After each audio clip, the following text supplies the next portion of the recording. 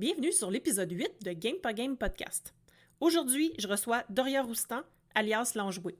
Doria est créatrice de solutions ludiques, éditrice et formatrice. Elle aspire à faciliter le quotidien en aidant les professionnels à créer et vivre des expériences ludiques.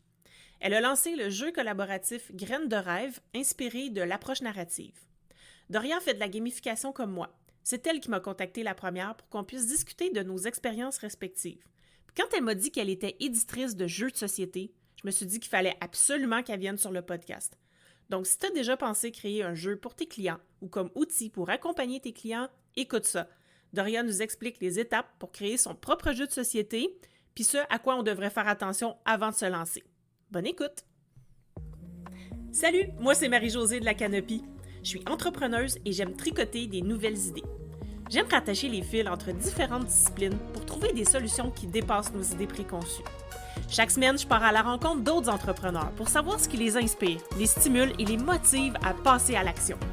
Sur ce podcast, on découvre de quoi on est game, puis de quoi on n'est pas game pour savoir qui on est en tant qu'entrepreneur. Changer de perspective, game ou pas game? Salut Doria, bienvenue sur l'épisode. Salut Marie-Josée, merci de m'accueillir. Ça me fait plaisir que tu sois là parce que aujourd'hui, on va parler d'un sujet qui m'intéresse particulièrement et c'est un sujet que je connaissais pas avant de te rencontrer. Puis c'est toi, en fait, qui m'a contacté la première parce qu'on fait toutes les deux de la gamification. Et quand j'ai su ce que tu faisais aussi, ça m'a emballée et j'ai voulu qu'on en parle un peu plus. Donc, toi, tu es aussi éditrice de jeux de société. Donc, je voulais t'inviter sur l'épisode pour qu'on en parle un peu plus puis que tu nous expliques un peu qu'est-ce que ça implique de créer un jeu de société. Parce qu'on peut créer un jeu de société comme produit pour notre business, soit pour utiliser nous avec nos clients ou pour vendre à nos clients également. Donc, j'aimerais ça t'entendre un peu plus là-dessus par rapport aux étapes. Oui, effectivement, créer un donc je suis éditrice et je suis aussi game designer, j'ai créé moi-même, plusieurs jeux, dont un que je commercialise qui s'appelle Graines de rêve. Effectivement, à la fois, on peut créer un jeu de société, nous, à utiliser avec nos clients, pour nos clients, pour qu'eux l'utilisent avec leurs clients, ou un jeu au niveau promotionnel. Ça peut aussi être un jeu pour faire de la promotion, par rapport à notre entreprise, donc c'est pas les mêmes objectifs. Pour moi, le point de départ, en fait, il y en a un petit peu 2, et après je détaillerai, aussi dans les grandes étapes de comment on crée un jeu. C'est soit on part avec une idée spontanée, Mhm. on se dit: «Ah tiens, là j'ai une idée, pour mon business de créer, tel jeu». Soit tu as déjà l'idée de la thématique, soit tu as déjà l'idée de la forme, soit tu as déjà l'idée de l'endroit où tu as envie de le mettre. Mais en tout cas, tu te dis: «Ouais, là, j'ai une idée de jeu» et tu as déjà vaguement une forme dans ta tête, quoi. Soit tu as pas forcément d'idée, de type de jeu, de la thématique en particulier ou quoi, mais par contre, tu vas te dire: «Ah tiens, à cet endroit-là dans mon business, il y a un besoin. J'ai identifié un besoin, un problème à résoudre, une offre, à développer, un manque, d'outils peut-être», quelque chose comme ça qui fait que tu dis: «Bah tiens, pourquoi pas créer un jeu pour répondre à ce besoin-là de mon business?» Et c'est du coup 2 portes d'entrée, finalement assez différentes, même si les étapes après de création sont les mêmes. Mhm. OK. Donc, soit que c'est ça, soit qu'on a vraiment une superbe idée, mais encore là, faut la valider, j'imagine. Mais en tout cas, tu vas peut-être pouvoir m'en parler un peu plus de ça là-dessus, là. Mais ou bien tu as identifié un besoin. Donc, qui va créer des jeux, par exemple, quand on identifie un besoin dans sa business et qu'on fait du coaching, de la formation, quand est-ce que ça arrive qu'on identifie un besoin de créer un jeu? Alors en fait, donc typiquement dans ma clientèle, puisque je fais de la gamification, j'aide les entrepreneurs à apporter une dimension ludique dans leur business. Hem, mais j'aide aussi, ces mêmes entrepreneurs à créer des serious games, donc des jeux au service de leur business, au service de leurs offres, et c'est très Mhm. variable. Je vais avoir, il y a des coachs qui peuvent avoir besoin de jeux, par exemple en individuel, parce qu'ils font de l'accompagnement thérapeutique ou de l'accompagnement, coaching de vie. Je vais avoir aussi des coachs en entreprise qui sont plutôt dans Mhm. l'accompagnement de collectif et qui vont avoir besoin d'outils ou de support pour transmettre des connaissances, pour sensibiliser, pour développer des compétences. Ça peut être des formateurs qui vont chercher des outils spécifiques à transmettre à leurs apprenants. Ça peut être, Voilà, c'est finalement, assez varié. OK, C'est ouais, vraiment là, très, je très vois varié. mieux. OK. Ça peut être des OK. infopreneurs. Donc pour Graines de rêve, moi je suis partie d'une idée spontanée. J'étais en formation de pratique narrative, du coup, qui est une technique d'accompagnement systémique que j'adore. Si Mmh. vous connaissez pas, je vous invite à vous renseigner. C'est très poétique et en fait, vu que moi, en fait, mon biais, c'est d'imaginer des jeux à chaque fois que je découvre un nouveau sujet. Tout de OK, suite, je ouais. commence à tisser des liens avec des vocabulaires, avec des systèmes, avec des systémies et cetera, des objets, des supports et donc Graines de rêve, je l'ai imaginé en formation parce que le vocabulaire utilisé, hem, ça m'a provoqué une idée. Donc j'ai commencé à avoir des OK. tuiles hexagonales, avec des couleurs, avec, un système, avec des questions qui reprenaient du coup un petit peu, bah, les concepts de la formation.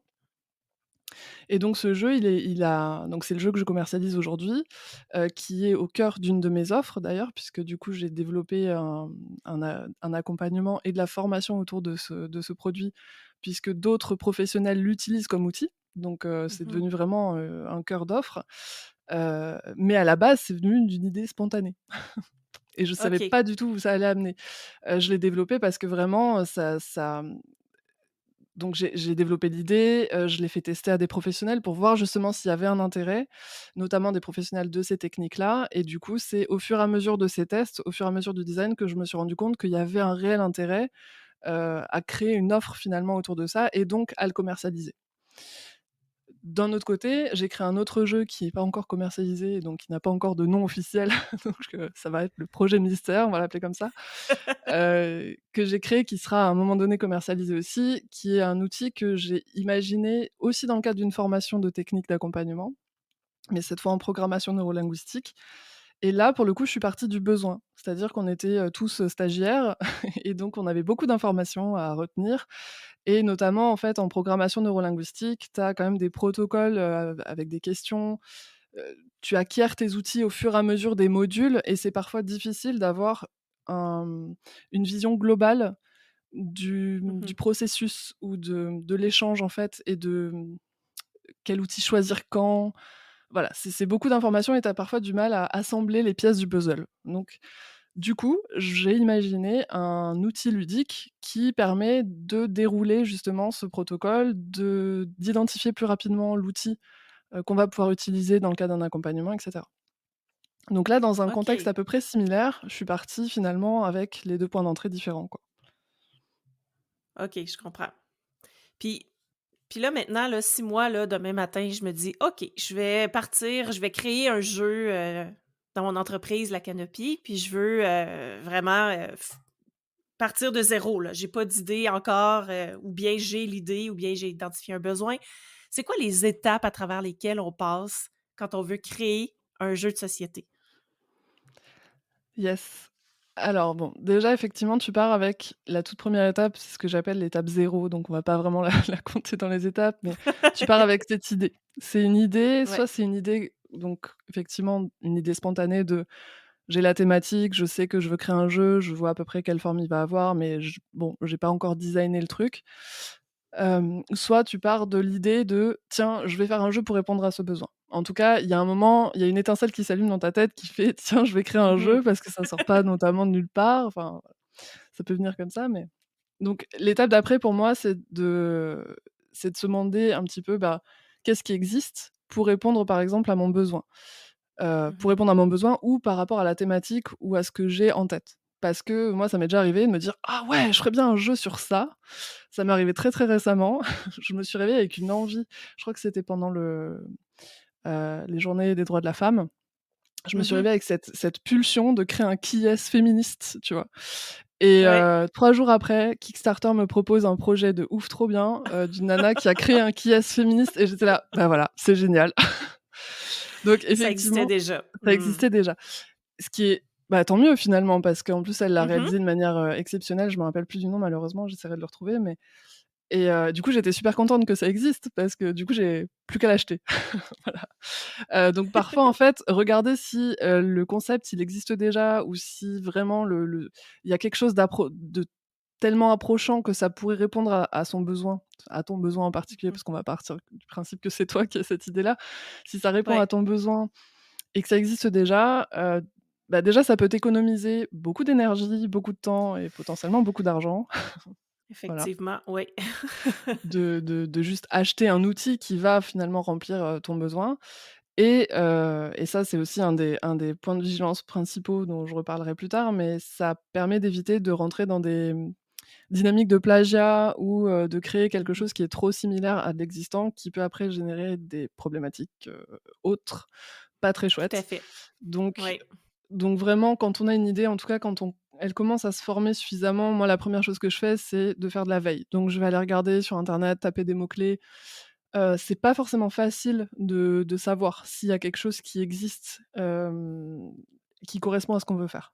C'est pas forcément Mmh. facile parce que notamment dans le serious game, tu as pas beaucoup de plateformes qui référencent tout ce qui existe. Oui, puis j'imagine que ça dépend aussi du mot-clé que tu utilises pour faire ta recherche. Puis si tu utilises pas le même mot-clé qu'ils ont utilisé, mais que finalement, en bout de ligne, c'est quand même le même jeu ou que ça ressemble, ça peut être un peu touché, là. Ouais. C'est un peu touchy de vraiment mettre le doigt sur, en tout cas d'être certain ou certaine que tu as Mmh. rien d'existant. Parce que le monde est vaste, les bonnes idées Ouais, sont tout à dans fait. l'air, comme on dit et du coup, c'est difficile. Le meilleur moyen pour vraiment faire de la veille, bon, c'est effectivement des recherches sur Google, ratisser large en termes de mots-clés, mais Mmh. aussi, pourquoi pas, se connecter avec des gens dont c'est le métier, donc bah, comme moi, mais Mmh. comme d'autres spécialistes du serious game ou d'essayer d'intégrer des groupes qui sont sur ces thématiques-là pour justement, demander en fait à des gens qui baignent un petit peu dans le milieu et qui ont une veille beaucoup plus active, Mmh. pour leur demander: «Bah, voilà, est-ce qu'il y a des jeux qui existent sur cette thématique ou pas?»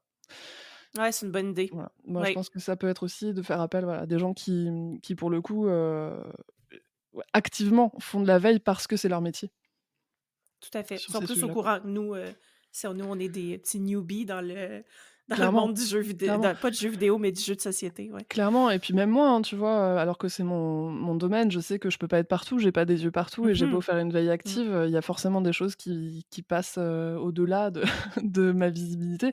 Donc régulièrement, je contacte des collègues, pros et je leur demande: «Ah, est-ce que tu as déjà entendu parler d'un jeu qui sur tel ou tel sujet?» et ça me fait gagner du temps et heu OK. et c'est vrai que voilà, autant tisser des liens aussi avec des gens qui sont sur ces thématiques-là, quoi. Mmh. OK. Donc je Donc dirais que là, on ça, a c'est ouais. validé.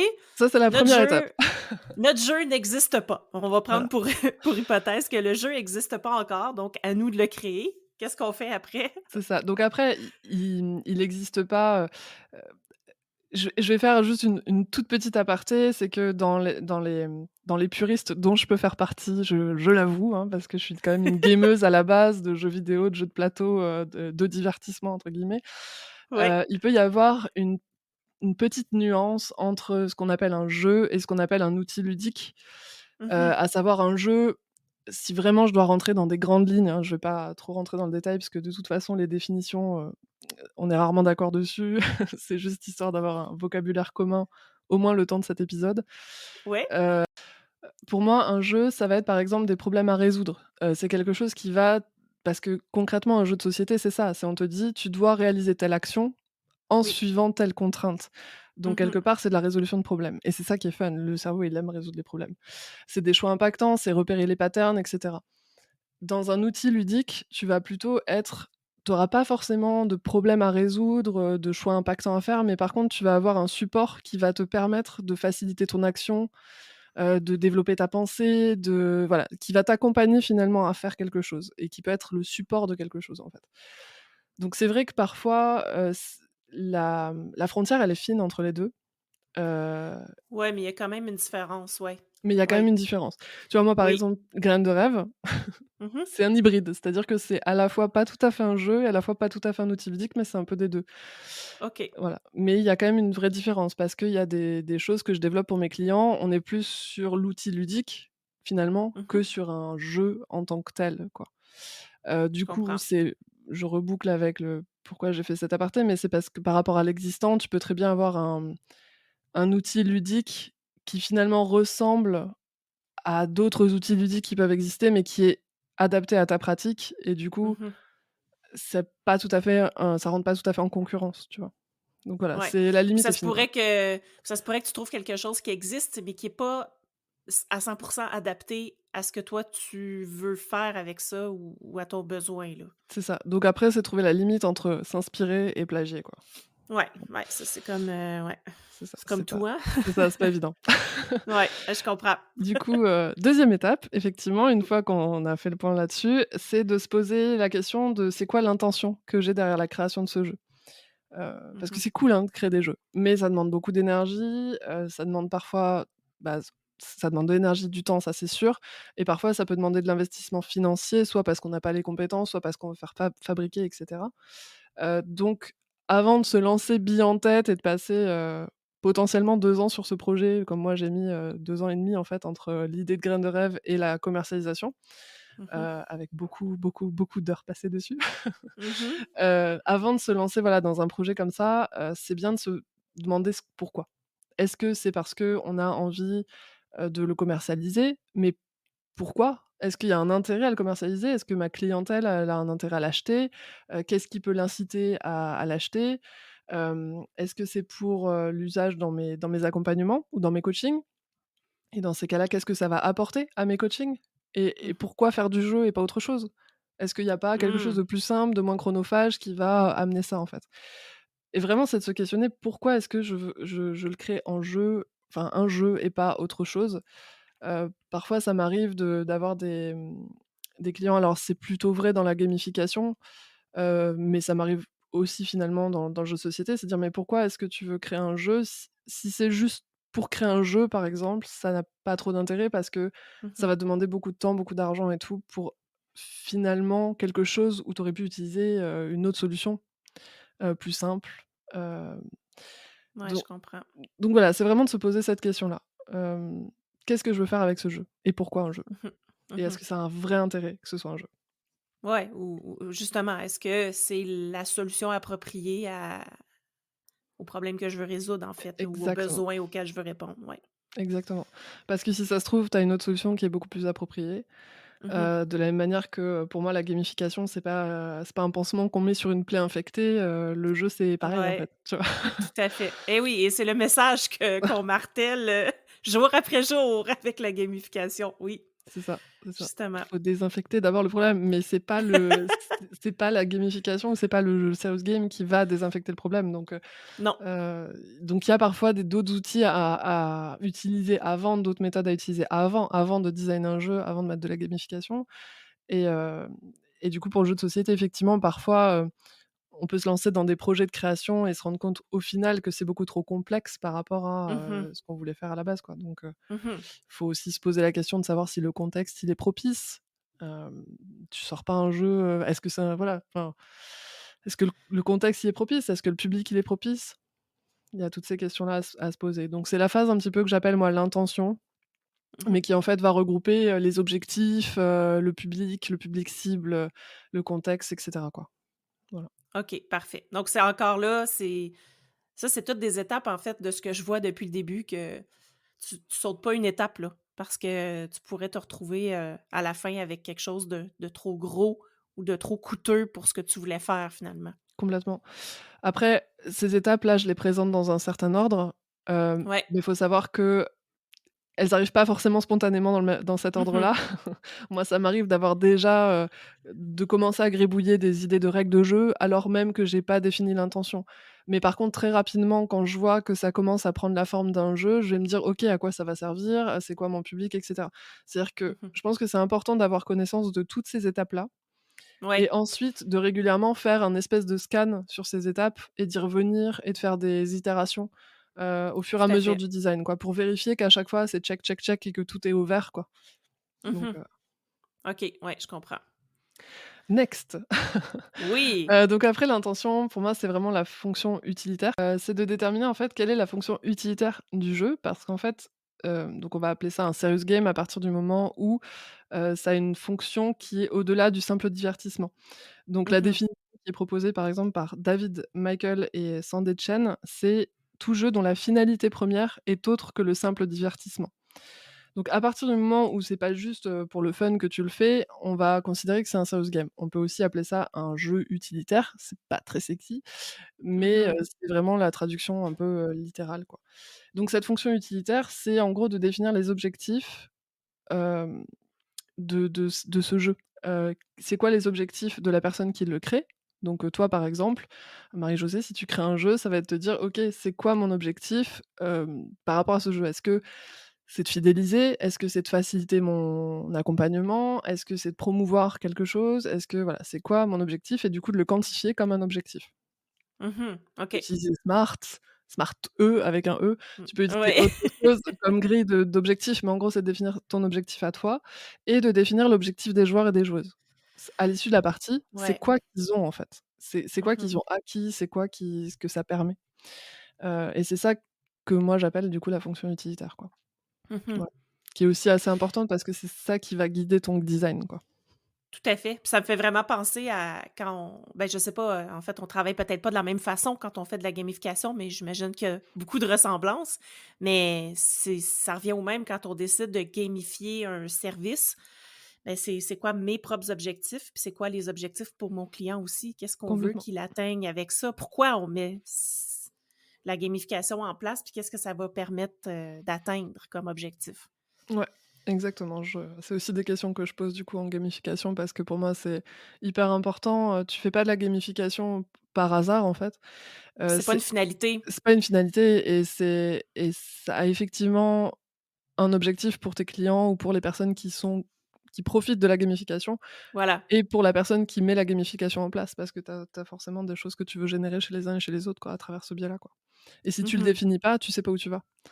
Et voilà. Mmh. C'est comme la boussole en fait, tu crées ta boussole et puis après du coup tu peux suivre le chemin, mais tant que tu sais pas, quelle direction prendre, bah, en fait tu vas tester des trucs et il y a quand même de grandes chances pour que ça que ça fasse un flop parce que tu as pas du tout défini, ce que tu voulais atteindre. Ouais. Mais c'est comme dans le business et dans l'entrepreneuriat finalement. Même chose, c'est ça. Mmh. Donc ça donnera pas les résultats voulus et ça se pourrait même que en fait, c'est que probablement ce que ça va faire, peut-être que ça va les gens vont peut-être s'amuser avec le jeu, mais finalement, ils en retireront pas Mmh. grand-chose à la fin, là. Exactement et ça fait partie des choses qui sont un peu dommageables, que Mmh. ce soit en gamification ou en serious game, c'est les solutions ludiques de manière générale qui sont faites pour la beauté du geste. C'est comme ça que je les Ouais. appelle parce que c'est cool, hein, Mmh. moi j'adore, hein, le jeu de manière générale, mais si ça sert à rien, bah, ça donne le message aussi que quand on fait une solution ludique, finalement, c'est bien joli, ça a fait la déco, mais on aurait peut-être été plus efficace ou plus rapide, ou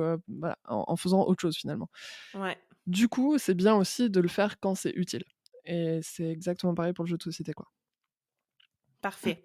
Donc là, une fois qu'on a identifié ça, on sait exactement ce que ça va quel objectif on va atteindre, puis quel objectif nos clients vont atteindre ou nos utilisateurs dans le cas où on l'utiliserait comme un outil, Mmh. par exemple. Qu'est-ce qu'on fait? Alors du coup là, ce qui est intéressant de faire à ce moment-là, c'est de définir le type de jeu que tu veux faire. Donc peut-être que tu Mmh. as déjà une idée, parce que comme je te disais les étapes, elles arrivent pas forcément, dans Ouais. cet ordre-là, mais c'est toujours bien de les reprendre parce que ça va faire bouger les choses. Mmh. Donc à ce moment-là, vu que tu sais ce que tu veux faire, tu sais l'intention, tu sais ce qui existe, tu peux te pencher sur la forme en fait. Quelle forme de jeu? Parce que maintenant des formes de jeu, il en existe plein. Tu peux partir sur un jeu de société, donc avec du plateau, des pions, enfin du matos, des dés. Est-ce que c'est un jeu de cartes? Ou est-ce que c'est un escape game, par exemple? Ou un Mmh. livre dont vous êtes le héros? Enfin, c'est quoi en fait, la forme que tu vas lui donner? Et ça, tu peux y répondre à la fois par rapport à tes envies, tes affinités, ton trip quoi, ton kiff, mais surtout de le voir par rapport à ce que tu as défini en amont. C'est quoi ton Ouais. intention? C'est quoi ta fonction utilitaire? C'est quoi ton public? C'est quoi son contexte? Et dans ces cas-là, tu as plus de facilité à définir. Puis j'imagine qu'il y a aussi, question budget.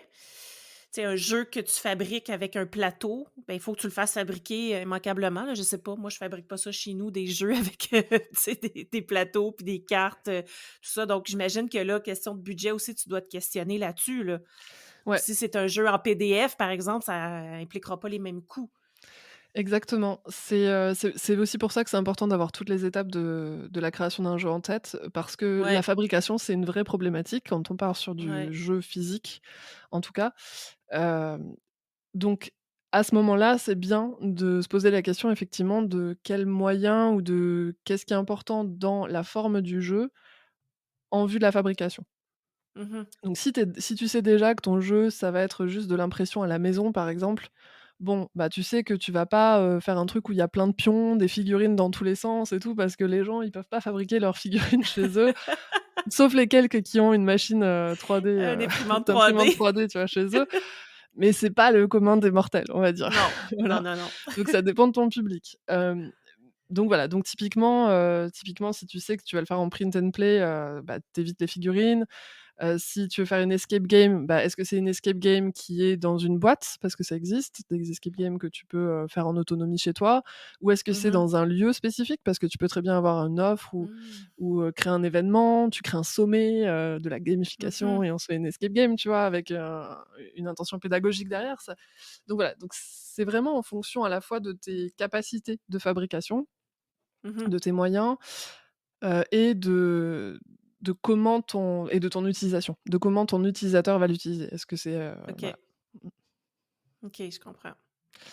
Et donc ensuite, une fois que tu sais tout ça, bah, tu peux passer au Mmh. design de manière beaucoup plus sereine. Donc c'est la phase de game design vraiment, à proprement parler, où tu vas créer les mécaniques de ton jeu, créer l'écosystème du jeu, comment les éléments interagissent entre eux, comment, quelle dynamique tu vas créer, le nombre de tours, le nombre de joueurs, la durée, l'âge à partir duquel, donc Mmh. tout ce qu'on peut trouver après sur une boîte de jeu ou sur une escape Ouais. game et cetera, c'est vraiment les caractéristiques et les règles du jeu, en fait, que tu vas créer et c'est ça qui va Ça, créer ça me ton semble, écosystème. ça me semble un peu plus complexe comme étape pour moi, là, en fait, de créer les règles du jeu, justement, de dire ce q puis là, j'imagine que tu dois le tester parce qu'il faut que ça fonctionne, ce jeu-là. Tu sais, par exemple, ça peut être bien beau dans ma tête, puis finalement, on joue, on l'essaye, puis j'avais pas pensé à tout, fait que ça marche pas. Oui, bah, c'est tu vois, c'est bien, tu vois dans l'avenir parce que donc tu as 3 phases qui sont intrinsèquement liées, qui sont le OK. design, le prototypage Ouais. et le test et donc en Ouais, OK. vraiment des itérations, des boucles, entre ces 3 là. Donc tu fais une phase de design, donc tu imagines dans ta tête, ce que ça va donner, les interactions, les règles et cetera. Tu le prototypes, donc tu fais une première version physique du jeu, pour pouvoir le tester. Mmh. Donc, à ce stade-là, je conseille de faire des protos vraiment, moches, si possible. Ouais, Tu avec vois? Des trucs avec avec les les moyens outils puis les ouais, moyens qu'on a, là. Ouais, ouais. exactement. Surtout de pas trop se prendre la tête, de faire en sorte que ça coûte le moins cher possible parce que l'idée, Ouais. c'est de pouvoir en faire plusieurs versions, ça va tourner, on va faire des modifications et tout. Donc vraiment un prototype à la base, ça peut être une feuille de papier, on écrit au crayon, on découpe au ciseau Mmh. et Mmh. tout. Moi, j'ai des protos qui sont comme ça, en fait, et réutilisés à l'infini, donc c'est vraiment ça ressemble plus à rien. Mais l'idée, c'est de pas passer trop de temps et surtout pas trop d'argent là-dessus parce que ça va bouger Ouais, vite. Voilà, exact. donc Puis si ça fonctionne pas comme on voulait, puis finalement on laisse tomber l'idée, mais on n'aura pas investi, trop de temps ni d'argent là-dedans, là. c'est ça. Alors ça peut être une phase aussi, effectivement, tu dis que ça a l'air d'être une phase compliquée, c'est effectivement la phase qui est la plus difficile, Mmh. parce que finalement, savoir ce qu'on veut faire avec et tout, bon, bah, il suffit de se poser les bonnes questions et puis ça peut découler. Mais la phase de design, effectivement, quand on n'est pas game designer, c'est ça qui peut être, le plus difficile. Donc c'est aussi le bon moment de s'adresser à quelqu'un, comme moi ou comme d'autres qui Comme toi, créent ouais. des jeux, Mmh. pour un coup de main. Soit pour complètement déléguer, la chose, donc Mmh. on peut créer des jeux à la place des gens, soit pour filer un coup de main, donc en conseil, en accompagnement et cetera. Et heu et c'est aussi un moment où il faut pas se décourager parce que Mmh. Ouais. c'est vraiment une étape où tu vas avancer, tu vas dire: «Ah, c'est super et tout», puis tu vas te rendre compte qu'en fait, Ouais. bah, ce que tu dis: «Ah, dans ma tête, c'était super, en fait, ça marche pas du tout, c'est trop long, c'est pas assez dynamique, c'est machin». Du coup, tu vas faire une itération, tu vas faire des modifications, refaire un proto, retester et ça peut durer un moment, et il y a même des fois où tu as l'impression de reculer, de Ben, c'est ça repartir que sur j'étais ouais. pour dire, Mmh. en fait. Mais quand on a le bon mindset par rapport à ça, on sait très bien qu'une itération, c'est pas nécessairement reculer parce qu'on n'aurait pas pu se rendre, à ce niveau-là si on n'était pas passé par l'itération précédente. Ouais, Des complètement. fois, les gens, ils disent: «Ah ben non, mais là, je reviens en arrière ou tout ce que j'ai fait, c'est perdu». Mais non, en fait, c'est que tu pourrais pas être rendu où est-ce que tu es là si tu étais pas passé par la première itération. Donc, Mmh. ouais, mais j'avoue que ça peut être décourageant des fois si Bah, on a besoin ouais, de après, moi, du coup, refaire. j'essaie de le voir, en tout cas, quand c'est sur mes parce que j'ai traversé, hein, des phases de découragement, mais Ouais, ben oui, donc tout à fait, j'imagine. tu des moments de ralentissement et tout dans le design parce qu'au bout d'un moment, tu en as marre de découper du papier et que ça donne Ouais. rien, tu vois? C'est normal, mais du coup, moi, ce que j'essaie de me dire par rapport à ces itérations, c'est un petit peu comme si j'avais plein d'options et qu'au fur et à mesure, je testais des trucs et je rayais des options, Ah, ben oui, tu vois? ouais, En fait et du coup, ça c'est m'aide, tu vois, en me disant ça, c'est me dire: «OK, bah, ça, c'était une option, je l'ai testé, ça marche pas. Hop, bam, je raye. Du coup, je passe à l'option suivante. OK, donc là, je peux tester cette alternative. Est-ce que ça marche mieux, ça marche pas? Hop, je raye» j'ouvre et toutes les portes, en fait. Je referme les portes qui fonctionnent pas pour dire: «Ça, c'est exactement, réglé, on n'y va plus par là, on s'en va ailleurs». Ouais. exactement, exactement. C'est un petit Mmh. peu, parce que c'est un peu du tâtonnement quand tu game design. Oui. Heu, oui, alors tu as des génies du game design, des game designers de ouf et tout qui peuvent maintenant, tu vois, à force de créer, C'est qu'ils en arriver ont à vraiment fait beaucoup. imaginer voilà, c'est ça, ils en ont fait beaucoup et Ouais. ils arrivent à imaginer des mécaniques qui sont très, très finalisées déjà très rapidement, mais Mmh mh. déjà, c'est leur métier. Ils en Mmh ont mh. fait Mmh. beaucoup, donc voilà, c'est faut tout remettre un petit peu, comparer ce qui est comparable. Et puis, donc voilà, les gens qui sont pas du tout là-dedans, c'est normal que ce soit, beaucoup plus compliqué et Mmh. hem et du coup, voilà, effectivement, c'est un peu comme toutes les portes que tu ouvres et tu les refermes au fur et à mesure. Moi, ce que je conseille aussi à ce moment-là, c'est de pas implanter trop de modifications en une seule fois. Ouais, Parce que sinon, tu sais ça peut pas être lourd. ouais, Ouais, c'est c'est lourd et puis ça. surtout, tu sais pas ce qui a fait que ça marchait mieux ou ce qui a Ouais. fait que ça marchait moins bien parce que tu as implémenté tellement de choses différentes qu'en fait, Mmh ça a mh. changé quasiment complètement l'écosystème et du coup, bah, tu as pas de point de référence. Tu peux pas te dire: «OK, c'était ce truc-là qui a bien marché». Et Ouais. pour moi, c'est pareil en gamification. Tu vois, Mmh mh. généralement, j'implémente au fur et à mesure parce que, je veux voir en fait quel est le rouage L'effet. qui va, Mmh générer mh. l'effet attendu plutôt que de taper dans le vide, quoi.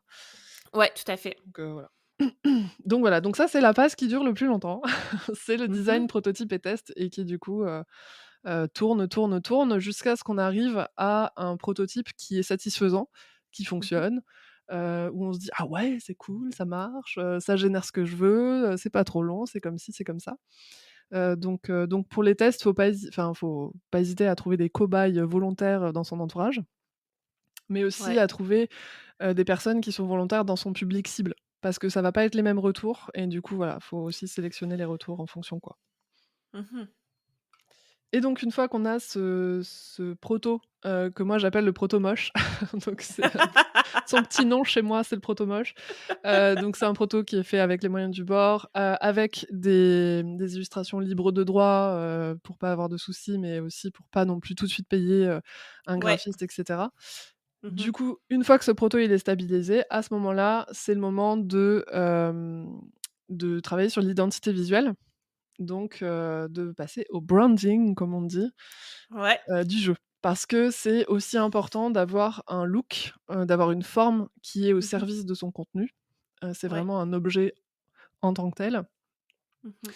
et donc bah, c'est à ce moment-là, soit on est un peu graphiste soi-même et on fait soi-même, soit on fait appel à un graphiste et ou à une illustratrice, illustrateur, en fonction de ce dont on a besoin pour, Mmh nos mh. projets. Si tu pars sur une BD dont vous êtes le héros, il est fort probable que tu aies besoin d'illustrateurs pour te faire ta Ouais. BD. Sauf si Ouais. tu l'es toi et c'est cool, Mmh tu peux mh. le faire. Mmh mh. Mais donc voilà, donc c'est à ce moment-là qu'on se penche là-dessus, et c'est vraiment donc tu as plusieurs options. Si c'est par exemple donc là, on parle d'un jeu qui est fait dans le cadre de son business. Soit c'est un jeu qui est aux couleurs de ton business, donc avec ta propre, identité, mais qui est décliné sur ce produit parce que c'est une extension de ton business. Soit il a sa propre identité visuelle. Moi, par exemple, Graines de rêve, Mmh mh. il a son identité visuelle à part entière, qui est au OK. service du jeu et au service du sujet et de l'univers, en fait, qu'il propose, qui est décorrélé du branding de mon business, par exemple. OK, je comprends. Voilà. Parce qu'on est sur une thématique, voilà, c'est graines de rêve, c'est la poésie, on est sur, la nature, on est sur des choses comme ça, on est loin de mes couleurs électriques, de l'enjoué, Mmh tu vois? mh. Mmh mh. Voilà. Mmh mh. Donc voilà, donc on fait cette identité visuelle et une fois qu'on a un beau proto, un proto du coup Qui est plus moche. qui est plus moche, voilà, il est beau maintenant. Enfin, en tout cas, il est, à l'image de ce qu'il propose et donc là, à ce moment-là, on peut passer à la fabrication. Bien sûr, la fabrication, là, c'est la phase où tu fais fabriquer, mais tu t'es posé la question bien avant de comment tu vas faire fabriquer, de Ouais. ce qu'il y a dans ton jeu et cetera. Donc dans la fabrication, il y a plusieurs options de fabrication, donc je sais pas exactement comment ça se passe au Québec pour le coup, mais il y a sûrement des parallèles à faire. Hem, Nous ici, en gros, on n'a pas énormément d'imprimeurs qui sont en France en tout cas, on n'a pas énormément Mmh. d'imprimeurs qui sont spécialisés jeux de société. OK. Oh, je sais pas ici, en fait, hein. Je me suis jamais posé la question, mais Bah, ça mmh. ça vaudrait le coup de regarder, mais mais du coup, Mais il j faut, en tout cas, chose certaine, il faut qu'on déjà, dès le début, qu'on s'informe mmh, là-dessus si jamais c'est l'option qu'on veut choisir, là. Ou en tout cas, ça va exactement. peut-être influencer le choix, là. Mmh. Ouais. Complètement, parce qu'en fait, donc tu as différents types d'imprimeurs. Tu as les imprimeurs qui sont spécialisés jeux de société. Faut savoir que c'est des machines qui sont quand même, bah, spéciales. Tu as des tu vois, Mmh. pour, créer ce qu'on appelle les punchboards, Ouais. je sais pas si vous les appelez comme ça aussi, les planches de carton qui sont découpées, qui font les jetons en carton, par exemple, avec des découpes Oui, spéciales. oui. Ouais. Et ben, ça, typiquement, c'est des machines spéciales, donc soit c'est des machines de découpe, soit c'est des outils de découpe qui sont en métal, en fait, et qui sont faits sur mesure et qu'on va presser pour, couper le carton. Mmh. Bref, en fait, il y a tout un tas de savoir-faire et d'outillage qui sont, très spécifiques aux jeux de société et tous Mmh. les imprimeurs ne l'ont pas. Donc ces OK. imprimeurs-là qui sont spécialisés dans le jeu de société, c'est eux qui vont pouvoir faire les prix les plus intéressants à l'unité, donc notamment quand tu es dans une optique de commercialiser ton jeu. Heu, OK. L'inconvénient, c'est qu'effectivement, typiquement en France, il y en a pas beaucoup, donc hem, c'est surtout, par exemple en Pologne, en Italie, enfin plutôt en Europe, à l'extérieur de la France, donc c'est vrai que moi je suis assez attachée avec le fait de produire le plus local possible. De plus en plus, ça fait Mmh. partie de mes valeurs d'encourager, voilà, le circuit court, le local pour aussi éviter, des bilans carbone énormes Mmh. et pour avoir aussi un certain contrôle sur, les prestataires et tout ce qui est fait en sous-traitance. Ouais. Voilà. Donc du coup et Ouais, je ça c'est comprends. ça c'est une des difficultés, qu'on peut avoir ici. Hem Et l'autre difficulté, c'est que ces imprimeurs spécialisés, généralement, ils ont des minimums de quantité qui peuvent être assez élevés pour des gens qui ne sont pas des éditeurs de jeux de société dont c'est le métier et qui fabriquent pas en Mmh. masse. Mmh. Nous, il y en a beaucoup dont le minimum est de 1 000 exemplaires, par exemple. Donc heu, Ouais, quand même, hein, c'est un investissement. donc c'est à la fois un Ouais. investissement en termes de trésorerie parce que forcément ton jeu, bah, s'il Oui. te coûte 9 € pièce, c'est ou Faut neuf ouais, ça dollars ça prend du canadiens temps. Ouais, ouais, pièce, mais ça voilà, prend du temps à renflouer les coffres après, là. Ouais. c'est ça. C'est ça. C'est à la fois, tu peux mettre du temps à renflouer les coffres, soit tu vides tes économies, soit tu Ouais. t'endettes. Bon, c'est une option qui est viable quand tu es à peu près sûr de pouvoir les écouler facilement, rapidement, et de pouvoir au moins arriver au point d'équilibre, rapidement, quoi. Sinon, Ouais. ça pose aussi d'autres problématiques à base de, bah, comment je les stocke, comment je les expédie, comment comment tout ça, comment je les il faut les assurer. Donc voilà, c'est toute une logistique. Après tu peux passer par des logisticiens qui vont s'occuper de l'expédition pour toi, du stockage pour toi, mais ça a un coût. Donc Encore une fois, oui. voilà. Mais Voilà, qu'est-ce que tu proposes à ce moment-là, si jamais on veut faire un jeu physique et que, par exemple, si on prend ton expérience là avec Graines de rêve, qu'est-ce que tu as fait toi? Tu as, produit, un minimum de 1 000 exemplaires au début ou comment tu as fait ça? alors du coup, moi pour Graines de Rêve, donc je disais, il y a pas beaucoup d'imprimeurs spécialisés jeux de société en France. Heureusement, il y en a Ouais. quelques-uns. Donc j'ai trouvé OK. un imprimeur qui est basé à côté de Paris. Moi je suis en Mmh. Bretagne du coup, donc je suis pas tout à fait OK. à côté. Mais pour le coup, c'était vraiment difficile de trouver, en plus local que ça. Donc à Mmh. 2 heures, de train, ça va. Et Ouais, c'est quand même pas si pire, là. Ouais. ça va, c'est pas pire, ouais. Et Ouais. du coup, lui, ses minimums de quantité sont beaucoup moins importants, beaucoup moins OK. conséquents que les grosses imprimeries. C'est un petit imprimeur qui a une petite équipe, mais qui est très bien équipé et qui se spécialise dans le petit tirage. Alors OK. forcément, il est un petit peu plus cher, au niveau unitaire que les grosses machines, enfin que les grosses boîtes et c'est normal parce que Oui, forcément, sauf que mais ça revient quand même, plus abordable de pas faire 1000 exemplaires au début, c'est là. ça, c'est ça. C'est que de toute façon, ça c'est il y a un moment donné, quand tu sors 300 exemplaires à 9 € ou 9 ou 1000 exemplaires à 9 € ou 9 d'un Mmh. coup, c'est pas la même trésorerie que tu dois sortir quoi, déjà. Non, exact. Déjà, il y a ça, il y a le fait qu'aussi, vu que c'est en France et que c'est à 2 heures de train de chez moi, j'ai pu aller dans son entrepôt, enfin, j'ai pu voir son usine, j'ai pu voir comment il fonctionnait, on a pu discuter. Il y a vraiment eu aussi une phase de conseil, où il m'a aidé à Mmh. choisir les matériaux, où on s'est posé là-dessus, donc c'était vraiment très, très cool pour moi de voir comment ça se passait et d'avoir ce suivi-là. J'ai malgré tout, sorti, 700 exemplaires, parce que je suis passée par le financement participatif. C'est sûr que si j'étais pas passée par le financement participatif, j'aurais pas eu les moyens de fabriquer Graines de Ouais, rêve, en tout cas pas pour le commercialiser, pas dans un premier temps, ça c'est sûr. ouais. Parce que moi en plus je suis partie, tu vois, sur un jeu où il y a plein de matos, il y a, heu, il y a plein de punchboards, il y a des pions en bois, il y a des cartes, il y a des petites cartes, il y a des grandes OK, cartes. ouais. J'ai un livret à l'intérieur avec, une spirale, enfin voilà, je suis partie sur un jeu qui est assez, lourd. Enfin physiquement quand j'ai toutes les extensions dedans, il fait plus de 3 kilos je crois, tu vois? OK. C'est un beau bébé quoi. Ouais, ouais, Hem, ouais. donc voilà, moi je suis partie, sur un positionnement d'outil professionnel parce que, Mmh. il s'adresse notamment aux professionnels de l'accompagnement, donc les coachs, les thérapeutes, les consultants et les assistantes sociales par exemple, OK.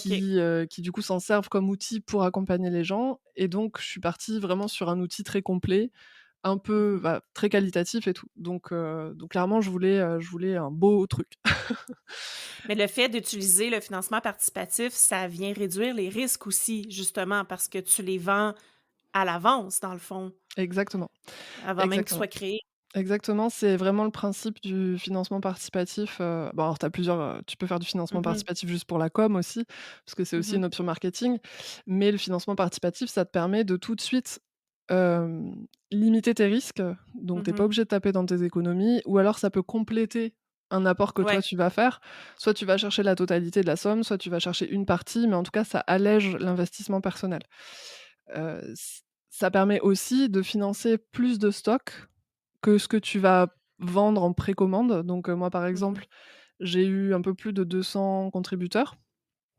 Donc, Quand même, hein, on est ouais. sur un jeu de niche, hein, quand même, Ouais, ouais. qui est très, très niché, donc, j'étais contente. Mais quand même, J'étais hein, très, très 200, contente. c'est super bon, ouais.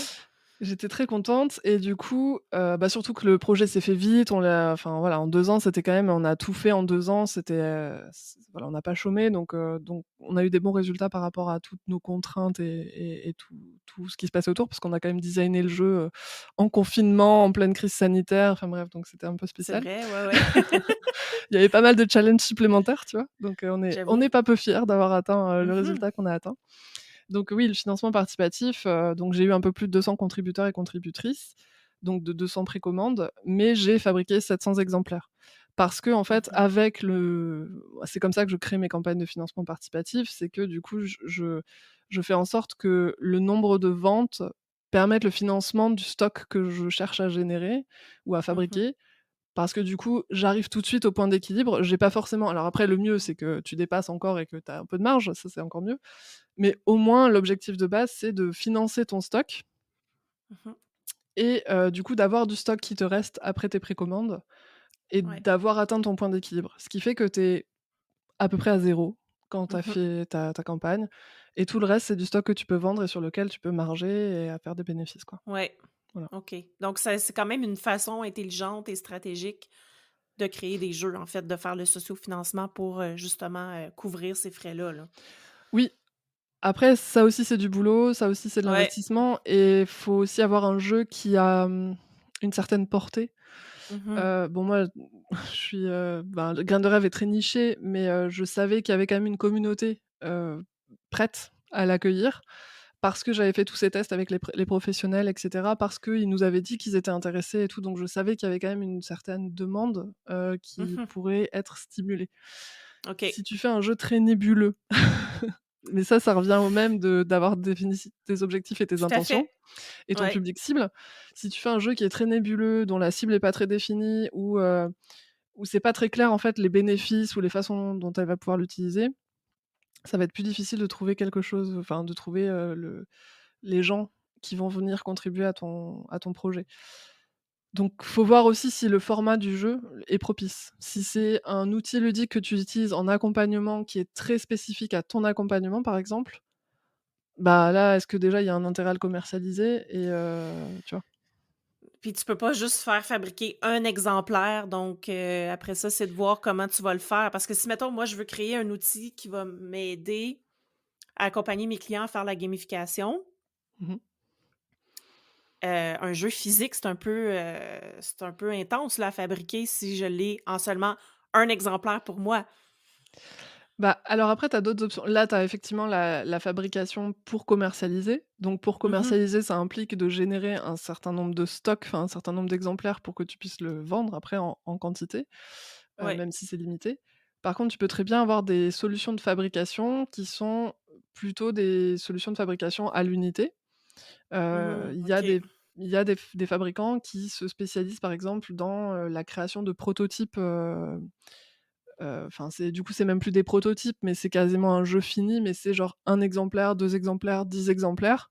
Donc ça va coûter Ah, beaucoup OK, plus ça peut être cher à intéressant. l'unité, Ouais. parce que c'est quasiment tout fait à la main, Oui, oui, oui. tu vois? C'est hors, fabrication industrielle. Mais du coup, si tu cherches qu'une dizaine d'exemplaires, par exemple, tu as un petit jeu de Mhm. cartes et tout, tu cherches une dizaine d'exemplaires parce que tu vas les animer en atelier, que tu as besoin de 4-5 boîtes, bah, tu peux très bien demander à cette personne de te faire 4-5 boîtes que tu vas Je utiliser. comprends. Hem, En fonction de la complexité du jeu, tu peux aussi passer par un imprimeur qui est non spécialisé en jeu de société. OK. Donc tous Mhm. les imprimeurs qui font les cartes de visite, tout ce qui est PLV, Ouais. flyers et cetera. Mhm. La plupart sont quand même en mesure de fabriquer des cartes à jouer, pas forcément d'aussi bonne qualité que les fabricants spécialisés. Néanmoins, tu peux quand même avoir, des cartes avec des étuis, par exemple. Oui. Et du coup, voilà, ça va te coûter plus cher à l'unité que l'imprimeur spécialisé, mais quand même moins cher que le gars qui va te faire un prototype à la main. Donc Ouais, en je fait, comprends. voilà, tu as différentes options, et ça dépend vraiment de ton objectif. Est-ce que c'est Mhm. pour ton usage personnel dans ton business? Est-ce que c'est à vendre pour tes clients ou à vendre pour un public en particulier? Est-ce que c'est, à distribuer à tes coachés? Est-ce que tu vois? C'est très Mhm. Ouais, tout à fait. Fait que c'est pour ça que c'est important dès le début de savoir ce qu'on veut en faire parce que ça va vraiment influencer.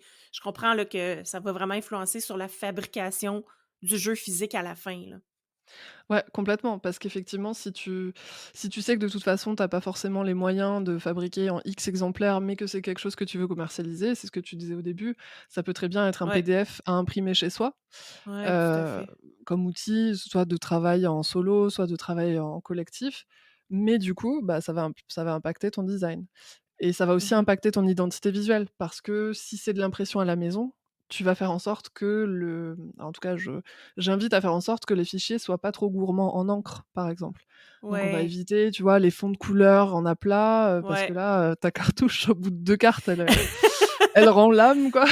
Donc Ouais, ouais, et ouais. du coup, ça coûte aussi très cher à la personne qui imprime et c'est pas forcément très écolo, enfin, donc en fait, tous ces trucs-là, ça va forcément orienter à la fois ton identité visuelle, la façon Mhm. dont tu vas créer ton ergonomie et la fabrication et tout, quoi. Et ton design. Ouais, En fait, tout est ouais. intriqué. Simplement, voilà, pour le présenter, je suis obligée de trouver, je pars dans la présentation chronologique parce que dans l'ordre, c'est comme ça que, ça arrive à peu près. Mais en réalité, il faut avoir connaissance de toutes ces problématiques-là pour designer quelque chose qui est, à la fois en réponse à l'objectif, aux besoins et en fonction des contraintes techniques et budgétaires qu'on peut avoir, quoi. Mhm. Puis là, une fois que ça c'est fait, en fait, on arrive à la fin des étapes, j'imagine. Est-ce qu'il y a Ouais, autre il en chose reste, à bah, penser après? une Ah, il en reste dernière, quoi. une? Il en C'est reste une quoi? dernière, donc une fois que tu as fabriqué, bah, c'est la commercialisation et la diffusion. Ah, ben oui. Ouais. Parce que forcément, maintenant qu'ils sont dans ton Ouais, tu veux pas garage, tu veux pas rester prêt avec? Faut que tu en fasses quelque chose, quoi. Alors même si c'est ton PDF qui est très joliment fait, que ce soit ça ou tes 200 jeux dans ton garage, entre ton Ouais. vélo et et ton auto, faut bien en faire quelque chose. Donc là, l'idée, c'est pareil, hein, ça se pense en amont forcément parce que ça aussi, ça Mmh. va impacter toutes les autres étapes. Mmh C'est de mh. savoir comment est-ce que je vais diffuser et commercialiser mon jeu. Mmh. Est-ce que c'est, sur une boutique en ligne sur mon site? Est-ce que, c'est un produit physique que je vais devoir expédier? Est-ce que c'est moi qui l'expédie? Est-ce que c'est quelqu'un qui l'expédie à ma place? Est-ce que j'ai un distributeur? Si oui, est-ce que c'est un distributeur spécialisé jeux de société, spécialisé, heu, livres développement personnel, peu importe. Mmh. Hem Parce que si c'est moi qui fais les expéditions, bah, va falloir que j'achète des cartons, que je trouve une solution d'expédition qui soit, raisonnable, que je mette en place ma boutique et cetera. Donc on n'a pas du tout les mêmes actions en Tout à conséquence fait, à tout à faire fait. et c'est vraiment aussi de se poser la question, bah, comment est-ce que je le diffuse? Est-ce que j'en parle juste sur mes réseaux sociaux? Est-ce que je le vends à travers une offre? Mmh. Comme, donc moi Graines de Rêve, il est à la fois en vente, heu, autonome, donc il est sur une boutique en ligne et puis les gens peuvent l'acheter s'ils le souhaitent, ou pas. Mais c'est aussi un jeu que je propose, dans le cadre de formation, parce qu'il y a des gens qui veulent l'utiliser, mais qui ressentent le besoin d'être formés avant de l'utiliser OK. dans leurs propres activités, notamment des collectivités et des Mmh. institutions, publiques et donc là, du coup, je le vends dans le cadre d'une formation, par exemple. Voilà, OK, donc je comprends. tu peux avoir finalement plein d'options de Mmh. commercialisation. Est-ce que c'est un cadeau, pour ton customer care, tu vois? En fait, c'est un petit cadeau Ouais, promotionnel que tu envoies à la fin d'un accompagnement. Tu as plein d'options comme ça, mais en fait, c'est bien de savoir justement comment tu vas le commercialiser, comment tu vas le diffuser, notamment parce que ça peut aussi influencer ta fabrication, ta quantité et cetera, l'investissement que tu vas ouais. mettre dedans et tout, quoi. Mmh. Voilà pour les étapes, c'est la dernière. C'est quand même complexe. Je vois que c'est complexe. C'est pas faisable. C'est sûr que c'est faisable, mais il faut vraiment se questionner à savoir, justement, pourquoi c'est important de le faire parce que pour moi, tout part de là, là. Puis il faut vraiment être sûr, certaine de pourquoi on fait les choses, puis à quoi ça va nous servir, puis est-ce que c'est vraiment la meilleure, solution. Puis là, mettons là, encore une fois, que demain matin, je décide de créer un jeu pour la Canopy. À quoi faut je c'est quoi les points de vigilance, là? À quoi je dois m'attarder? À quoi je fais attention? Donc dans les points de vigilance, on les a déjà un petit peu abordés dans les grandes étapes, mais j'en ai retiré 3 principaux que je vais lourdement insister dessus. Oui. Donc la première, c'est de pas se lancer dans une fabrication qui est trop conséquente. Vraiment, vraiment, vraiment, faut penser la fabrication. Faut pas se dire que parce qu'on crée un jeu de société, tout de suite, on se dit: «On fait une production, on fait des exemplaires et on les commercialise comme ça, sans se poser la question». Parce que Mmh. fabriquer, des jeux, ça coûte cher. Notamment, en Mmh. plus, je sais pas si c'est le cas pour vous au Québec, mais nous, on traverse quand même une crise du papier et du prix du papier qui a Mmh. flambé. Donc c'est encore plus cher maintenant qu'avant. Ouais. C'est un gros investissement, on peut risquer de s'endetter. C'est aussi de la trésorerie qui est immobilisée. Si tu mets, 9 000 9 000 € dans la fabrication de ton jeu et qui dort dans ton garage pendant 6 ans, bah, c'est 9 000 € que tu aurais pu utiliser à faire autre chose pour ton business. Tout à fait. Et aussi, c'est pas forcément très écolo, en fait, comme façon aussi enfin, c'est pas très raisonné comme production. Je sais qu'il y a beaucoup d'imprimeurs qui encouragent à commander plus pour économiser, pour faire des économies d'échelle. Alors les économies d'échelle, c'est cool, hein, mais si elles ont un vrai intérêt. Ouais, tout à Si, fait. tu vois, si tu te dis, ben, je vais en faire, 500 parce que je pense que je peux en vendre 500 parce que j'ai voilà, bon, mais que l'imprimeur te dit: «Ah non, mais fais-en 1000 parce que ça va te coûter X euros de moins cher». Mmh. OK, d'accord, mais c'est 500 €, c'est 500 exemplaires que tu vas financer tout de suite, qui vont potentiellement dormir dans ton garage et si tu les vends Mmh. jamais, ça part au pilon. Ouais, Donc tout c'est à du fait. gâchis, Ouais. à la fois énergétique, à la fois de matériaux et Mmh. puis d'argent potentiellement aussi. Mmh. Mmh. Donc moi je suis vraiment plutôt pour une fabrication raisonnée.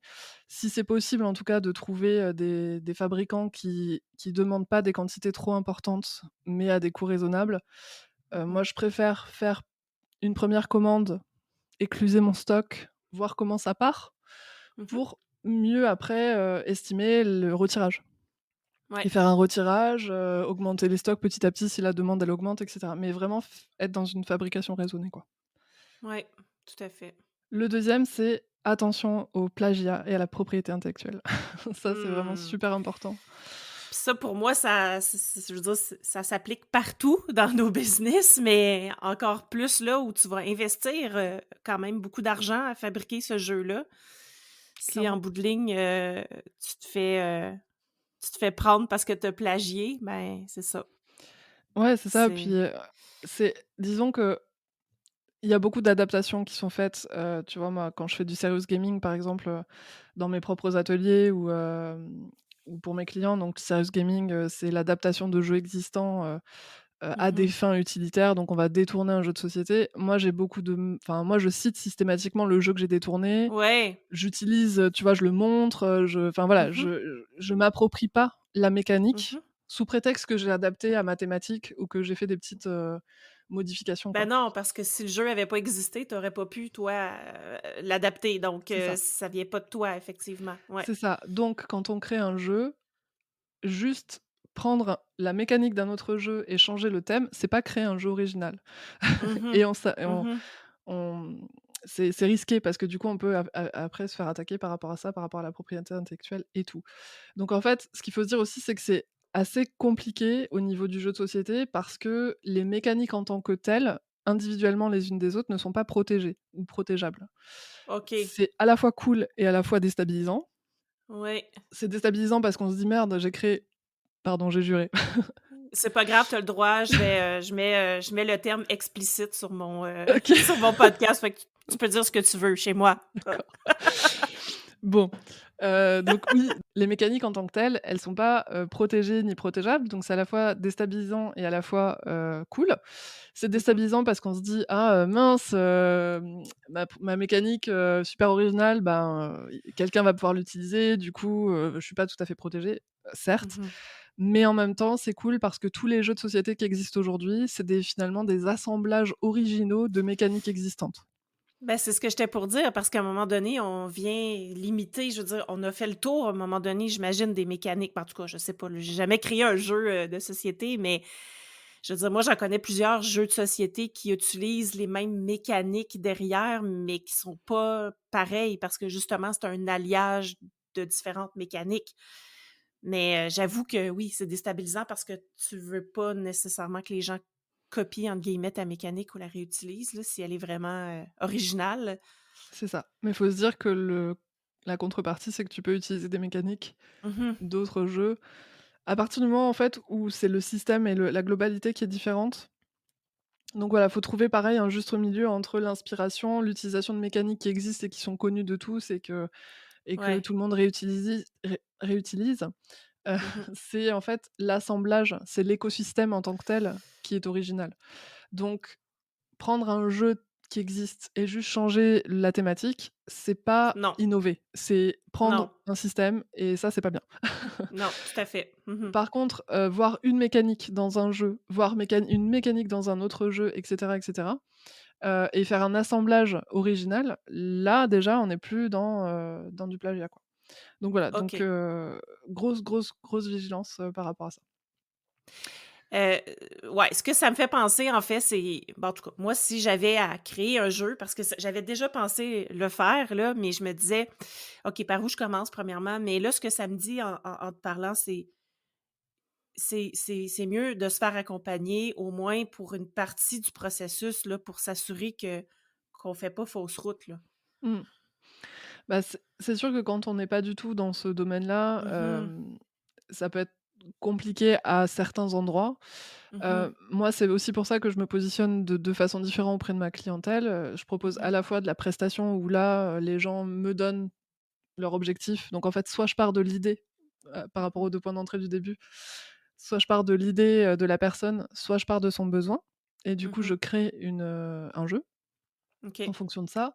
Soit effectivement, je suis plutôt dans une posture d'accompagnement où là, je vais, commencer par, ce que j'appelle l'inventaire ludique pour faire un peu un état des lieux, des objectifs, des Mmh. intentions, toute la première partie qui va créer la boussole en fait et la carte d'identité du projet et Ouais. puis je fais une proposition d'accompagnement qui est, personnalisée. Donc, en disant: OK. «Bah, voilà, je peux t'accompagner à tel et tel et tel moment» et c'est Mmh. la personne qui crée finalement son accompagnement sur mesure, là où elle sent qu'elle a besoin de soutien.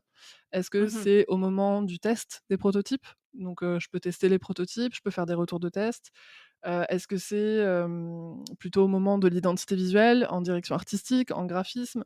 Donc OK. au moment de la fabrication, qu'est-ce que je choisis comme fabrication et cetera? Donc Mmh. je pense qu'il y a des moments clés comme ça qui sont où les gens peuvent rencontrer des nœuds et effectivement, ça peut être bien à ces moments-là précisément de se faire accompagner pour passer à l'étape d'après ou pour être sûr de pas, se fourvoyer ou partir un peu en cacahuète, quoi. Mmh. Donc voilà, donc effectivement ça c'est une option. En tout cas, faut pas s'embourber dans un truc, sans appeler à l'aide, quoi. Tu vois? Ouais, tout à fait. Oui, oui, oui, exact, ouais. Et c'est OK de pas réussir à créer un jeu, c'est Mmh. pas enfin, c'est effectivement, c'est pas simple. C'est super chouette, mais c'est pas simple, quoi. C'est Non, faisable, c'est mais c'est pas mmh. simple, quoi. Ouais, tout à fait. Donc Ben, c'est ce que je réalise là en discutant avec toi là.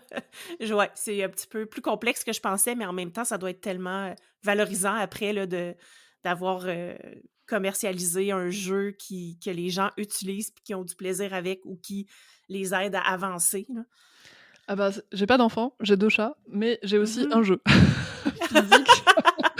J'ai 2 chats et un jeu, et c'est vrai que, quand je l'ai reçu pour la première fois, c'est le donc moi avant d'être à mon compte, je travaillais dans des maisons d'édition de jeux de société, à Paris, Ouais. donc des maisons françaises et dans le jeu de divertissement et c'est vrai que c'est le premier jeu où j'ai tout fait moi-même. Enfin, Mmh. j'ai fait la création, la direction artistique, l'édition, enfin voilà et du coup, quand je l'ai reçu dans les mains, c'était, je pense, l'équivalent d'un a d'un accouchement. Alors je veux pas me mettre toutes les mamans à dos, j'ai beaucoup de respect pour vous les mamans. Je ne Non, suis mais pas on sûre d'être peut, capable de faire ce que vous ouais. avez fait. Mais en tout cas, mon accouchement créatif, c'était vraiment ça, c'était de l'avoir matérialisé dans les mains. J'étais hyper fière parce qu'effectivement, j'ai aussi traversé pas mal d'obstacles, à différents moments et du coup, c'est une satisfaction de te dire: «Bah, ouais, ça fait Mmh. 2 ans que tu travailles sur ce projet, ta créativité, tu mis en place enfin, tu as, sollicité tout un tas de compétences et de ressources Mmh. internes et externes et ça amène à ça, quoi. Et Mmh. donc par exemple, c'est ma mère qui a illustré le jeu, donc c'est aussi un peu Ah un cool! un jeu, familial. Il y a beaucoup de gens, Ouais. j'ai une co-créatrice, Charlie Crétenant qui m'a aidée donc à co-créer, on l'a créé ensemble. Il y a plein de gens en fait qui ont contribué, il y a des auteurs, des spécialistes qui ont contribué aux extensions donc ça peut être c'est vraiment un projet qui peut en plus être collectif, qui peut être vraiment très, très chouette, quoi. Donc 3e point de Cool. vigilance. Oui. Donc le troisième c'est, ça reprend, du coup, la question principale à se poser à mon sens, c'est: «Est-ce que ça vaut le coup de se lancer dans, tout ça?»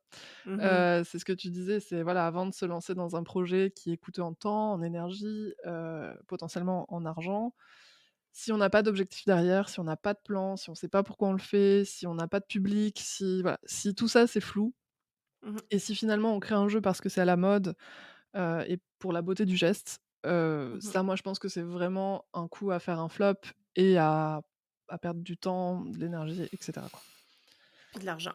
et de l'argent. Ouais, Donc ouais. à moins de se dire: «Je le fais en off pour le plaisir, juste pour le kiff de créer un jeu» et Ouais. ça c'est aussi complètement OK, tu vois? De se dire: «Bah, Mmh. je crée un jeu pour le plaisir et puis après, je vois s'il est suffisamment cool pour en faire quelque chose», d'accord, mais en connaissance de cause. Du coup, si tu investis Voilà. là-dedans, tu sais que potentiellement tu vas pas te rembourser, tu sais que potentiellement tu vas pas faire du bénéfice là-dessus. Mais si c'est OK pour toi, c'est OK, mais il faut le savoir, quoi. Enfin, il faut que ce soit Mmh. clair dès le début. Et après, il y a une option, c'est aussi de passer par un éditeur. Mmh. C'est que tu conçois et après tu proposes ton prototype, à un Mmh. éditeur. Ça, c'est encore une Mais autre c'est le démarche. prototype. Mais C'est le c'est le prototype. prototype que c'est est-ce que c'est le proto moche ou le proto, moins moche? Heu, alors proto moche, proto beau, c'est le proto moche généralement qu'un OK. éditeur va recevoir parce que OK. souvent les éditeurs vont avoir une patte artistique ou Mmh. vont avoir envie d'adapter le jeu finalement soit à leur branding, soit à un branding en particulier, enfin, Je soit de comprends. créer un Ils vont univers apporter, spécifique. Voilà, ils vont apporter leur grain de sel. c'est ça. Ouais. Ça fait partie du travail éditorial en tout cas de faire la direction artistique et de faire le graphisme et tout. Après tu as Ouais, je aussi des comprends. éditeurs qui fonctionnent avec, des identités visuelles qui sont déjà créées. Mais, moi du coup j'aurais tendance à d'abord proposer le proto moche, s'il y a des Mmh. pistes, Ouais. avant d'investir dans la création d'une identité visuelle, si après en fait l'éditeur me dit: «Bah, j'ai envie de tout refaire parce que ça colle pas avec ma ligne», quoi. Ouais, tout Voilà. à fait. Ouais, c'est ça. Mais cool, Doria, merci beaucoup pour cette conversation-là, puis pour m'avoir éclairé sur la fabrication et l'édition de jeux de société. Euh, Où est-ce qu'on peut, premièrement, te suivre, puis comment on peut travailler avec toi? C'est quoi les options ou comment on peut déjà commencer à réfléchir à propos d'un jeu qu'on voudrait créer? Yes. Et ben, on peut me retrouver sur à peu près tous les réseaux sociaux qui existent. Donc, on peut me retrouver sur LinkedIn, sur mon profil Doria Roustan, Roustan et sinon sur Facebook et sur Instagram à @doria.enjoué, donc enjoué comme l'enjoué, l'adjectif au féminin. Mhm. Donc ça, c'est pour mes réseaux et après pour, esquisser, un travail, ludique, avec moi, il y a possibilité de faire un rendez-vous découverte déjà pour faire un petit peu le point sur les besoins, les attentes et cetera. Donc c'est possible en m'écrivant par mail à contact@doriaroustan.fr.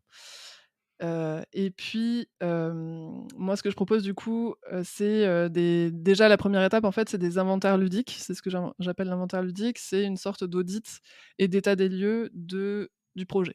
Donc, si c'est une idée, que ce soit une idée ou un besoin identifié, on va vraiment se poser sur: «OK, c'est quoi les objectifs? C'est quoi les intentions? Pourquoi est-ce que tu veux faire sur un jeu?» Enfin voilà, en fait, c'est déjà un questionnaire avec plein de questions, plein de OK. questions pour un peu débroussailler tout ça.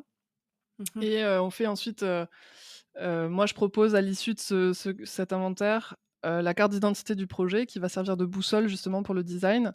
Je propose un plan d'action, donc avec déjà des idées de design à l'intérieur et de développement. Donc il y a Mhm. déjà des pistes, qu'on aura élaborées ensemble. Et je propose aussi à ce moment-là un plan d'accompagnement, sur mesure, où la personne du coup peut décider à l'issue de cet inventaire si elle préfère se lancer en solo ou si elle veut Mhm. continuer une ou plusieurs étapes avec moi, justement en soutien, pour OK. le projet.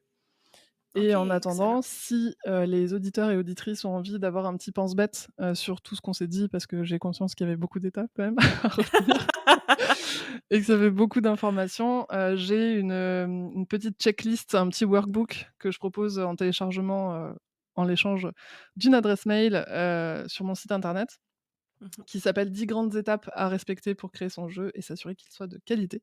Et du coup, bah, ça reprend un petit peu tout ce qu'on s'est dit là et ça permet de commencer déjà à initier un petit travail, de réflexion en solo. Voilà. Cool. Ben, je vais mettre toutes ces informations-là dans les show notes. Donc, si vous voulez avoir accès, vous aurez juste à vous référer aux show notes pour avoir toutes les coordonnées, l'outil gratuit de Doria et savoir comment travailler avec elle.